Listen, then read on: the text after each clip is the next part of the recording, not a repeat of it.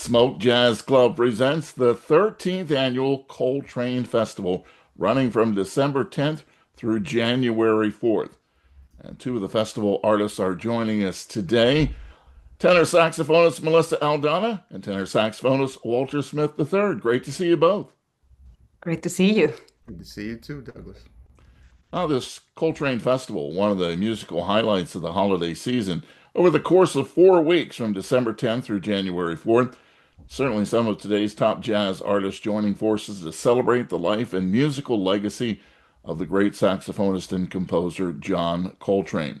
It's called Countdown 2026. It will also feature Robbie Coltrane making an encore appearance at the festival dedicated to his father. Other festival artists include Vincent Herring, Eric Alexander, Eric Scott Reed, George Cables, Eddie Henderson, and much more. And Jasmine Horn will ring in 2026 with a special New Year's Eve celebration on December 31st.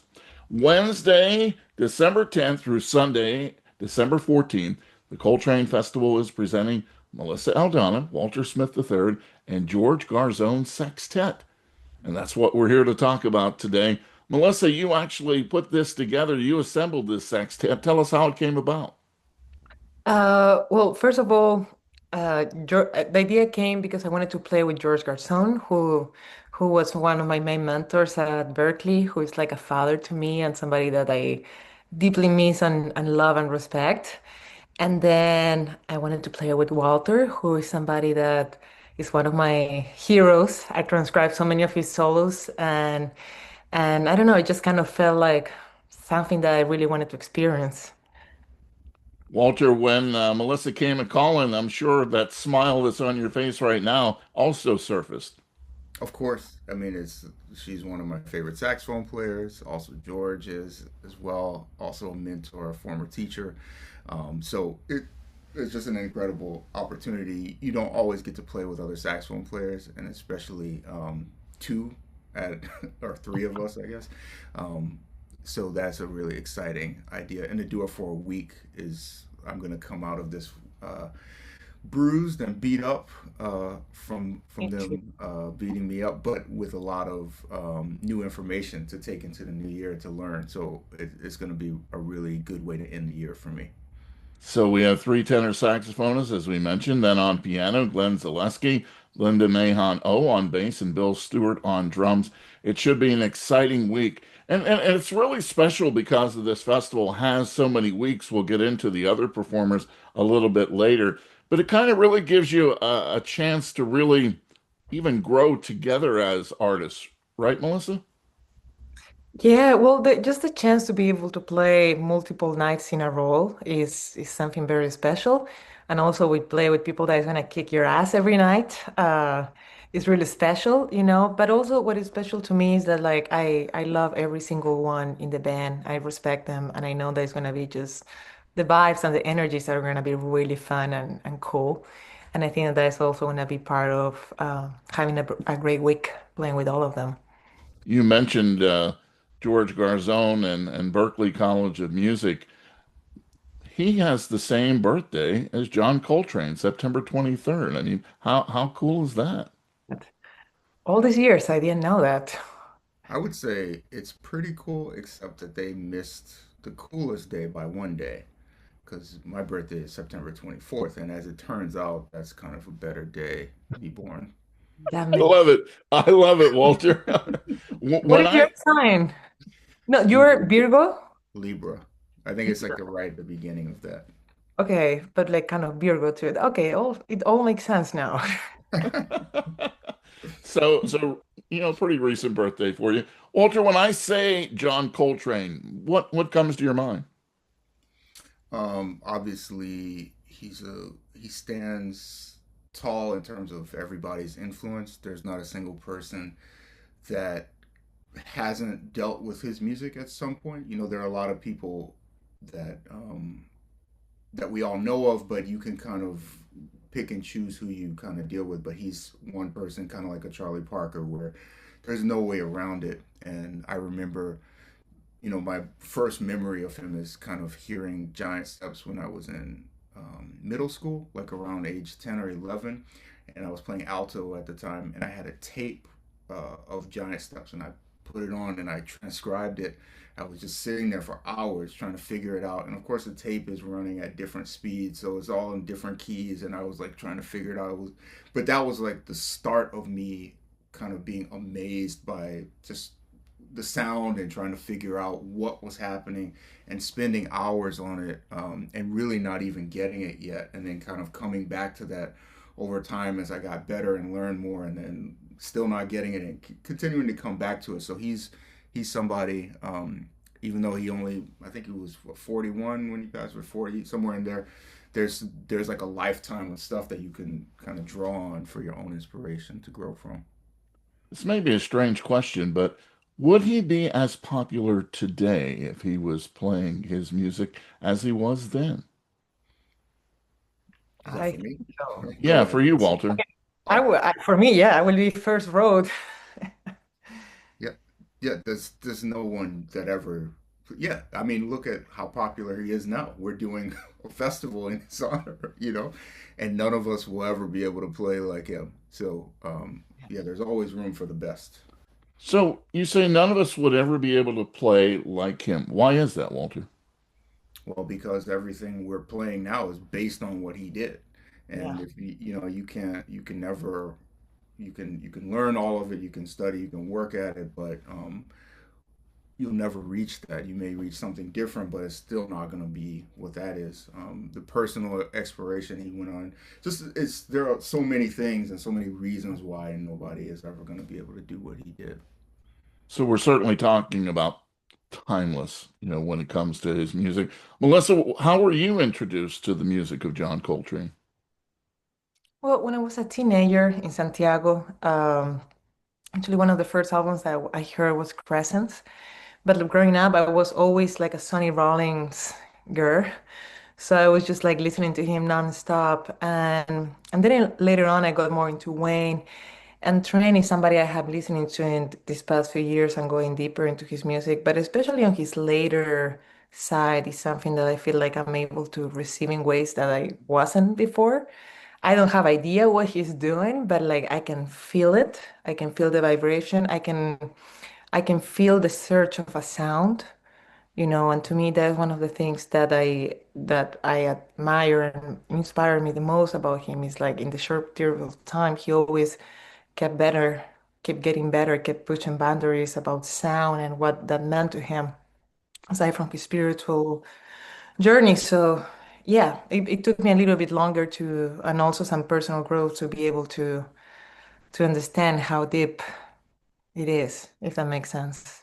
Sure. And Melissa, you, Walter, George, and Glenn, and Linda, and Bill, what can we expect from December 10th through the 14th at Smoke Jazz Club? Well, um, we're gonna be playing compositions of Coltrane, some of Wayne Shorter's, some of Max Roach. It's gonna be a honestly, it's a compilation of the things that I love the most, and that we share with Walter and George Garson. At the same time, it's gonna be a lot of unexpected and freedom within the music and a lot of surprises. But yeah, it's mainly like we're gonna try to represent as best as we can the spirit of John Coltrane, focusing on various aspects of his music. Walter, take us into this because when we're not part of the actual playing, and Melissa calls and said, "Okay, we're going to have this sextet." So how does that work? How many times do you get together? Is it hey, we're going to show up and we're going to react to each other? How does the rehearsal go? Is there a rehearsal? What's going on? Well, Melissa is our fearless leader, and she has put together a long list of stuff that we should all check out before we get there. But Wednesday is the first Which week. I should have 10 weeks ago. We have plenty of time to look at it. So Wednesday is the sound check, and I think everything Melissa just said. There is music that will play, and there's a direction, and there are different composers and songs that she wants to feature. But everybody in the band is, myself excluded, is on such a high level that like just putting them on the stage and kind of letting everybody do what they do within it, not only will make it interesting to listen to, it's going to make it fun from night to night because different things will happen. Everybody's kind of an explorer in that way, so Yeah. it'll be unique sets over and over and over, including three times on Friday and Saturday. I can't wait to see George your son just going in front of Yes. in front of Bill's store and just like Yeah. ripping the house. Yeah. It's gonna be incredible. What does it mean to you, Walter, to be playing with George? Everything. I've had a few opportunities to play with him, and George is 75 now or 76, and he just talk about another person that's timeless. He still sounds like the first time I heard him, just as strong, just as creative. He's just amazing. So a lot of inspiration there, and hopefully, when you get the chance to play with people that are on a level like that, you hope that it rubs off on you and gives you a little extra when you're playing, and you get to something that is kind of beyond what your normal abilities are. Yeah. Your most recent album, Three of Us Are from Houston and Ruben is Not. What's been the most impactful comment you've had from somebody who has heard this album? I've had a lot of comments that were impactful, but I don't know if one stands out. Yeah, that's a good question that I don't have an answer to. Fair enough. Fair enough. Melissa, when it comes to your latest album, Echoes of the Inner Prophet, how has that album changed you as a performer? I think that more than change is just like part of the process. I think about recording an album as like, okay, it's a time period of things I've been working for 2 years. Now I record them, time to move on, and I've been getting ready these 2 years constantly every day working on sound and ideas that they all come together on the album. And I don't know, for me, it usually feels like, okay, now time to what is next? So it's just like a moment, it's just like a picture of a momentum in my life of what I'm doing, and also a reflection of the things that I need to get better at, you know? That's always what amazes me about all of you artists, that you're all so successful in your own right, but never satisfied, right? Always got to be learning, always got to be getting better. And so many of the greats have said, if you're not, then you're in trouble. If you're not trying to get better and improve yourself. How about Smoke Jazz Club in general, Melissa? What does that club mean to you? Uh, well, it's been a place that has been here since I moved. It's a place where I used to go to jam sessions, and also I got to play quite a few times there with Maestro George Coleman, which was one of the greatest experience ever. And now more recently that I've been playing there a few times with my band, and also I frequently visit the club. I think that it's great. They have so much great music happening, bands that are playing multiple times at night, a lot of really interesting projects, and I think that's great. We need that in the city. And for you, Walter, groups like Roy Haynes' Fountain of Youth Band, the Terrence Blanchard Quintet, Eric Harlan's Voyager, and and much more. As you look back already on this career that you have had, really a cornerstone of the jazz scene, how do you look at Smoke? I think everything that Melissa just said. It's important that it exists in the city, especially as an option for a place that allows you to play multiple nights, do a run with your band. A lot of cool things happen. It's a different crowd than what you get downtown at one of the other places. And it's important for us as artists to be able to play in front of those different crowds to see how the music it's a different experience playing in front of those. There's dinner there.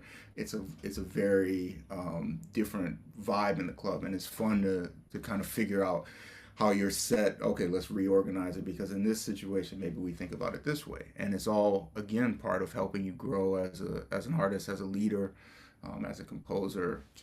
It's one of those places where you get something out of it beyond just the opportunity to play. You grow from it.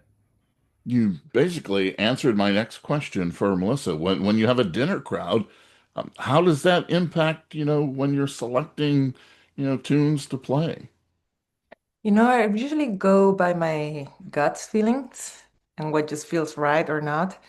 Of course, like you have to take into account the crowd because there is an energy in there that you can feel once you enter the room, you know. But to me, um, I always go by just trying to be present in the moment and what the music needs, you know. And I think that I don't know, I like at least when I see a concert, like when I see that connection between and that communication between musicians, it doesn't matter the setting, is that is what people gravitate. So I think it's just the honesty of it doesn't matter the place that you're playing, you know, you just have to be present and trying to be musical and go with what the energy feels like, you know, for you. Here's one of my questions, and people may be saying, here he goes again. But Melissa, magically, John Coltrane appears at Smoke Jazz Club for this week. And he walks backstage and says, Melissa and Walter, wow, that was nice. What do you want to ask John Coltrane? Uh, how did he work on sound and harmony? That's a great question. Walter, what would you want to know from John Coltrane? I'm programmed to say something stupid at all times, so I'm not, the things that just Or- pop into my head are terrible. I yeah, what I guess I would just ask about some of the experiences. I think early on playing with some of the people, the things that would be important for me are people that I've gotten to know a little bit or got to know throughout, and what his relationship with them was. Somebody like a Jimmy Heath or somebody like that. What was it from his perspective? Just to find out and connect those kind of things in the personal history that's kind of not documented anywhere. Do you think he'd be surprised there is a 13th annual Coltrane Festival taking place? I'm guessing he would probably say, "Why is it only at number 13?" Because he's been gone for a while now. Yeah. And there's so many artists that will be performing throughout the month. And so I'm going to run it down for you just real quickly. Once again, from Wednesday through Sunday, December 10th through the 14th, the Coltrane Festival features Melissa Aldana, Walter Smith III, and George Garzone Sextet. And then on from there, the weeks follow, and the excitement continues. Wednesday, Sunday, December 17th through the 21st will be the Ravi Coltrane Quartet. Wednesday, Thursday, December 24th and 25th, Eddie Henderson with Vincent Herring Quintet featuring George Cables. Sunday, December 28th, Steve Davis with Vincent Herring Quintet featuring Eric Scott Reed. Wednesday, December 31st, New Year's Eve, Jasmine Horn and Smoke Jazz Club All Stars. And then Wednesday through Sunday, January 1st through the 4th, will be Eric Alexander and Vincent Herring Quintet featuring special guest Eric Scott Reed. And if you'd like more information about all of these events, you can go to smokejazz.com. Walter, thank you for joining us today. It's been an honor to talk to you. My pleasure. Thank you for having me. Yeah. Melissa, thanks so much. Thanks for putting this together, and we look forward to this event coming up on the 10th. Yeah, I'm really looking forward to it too.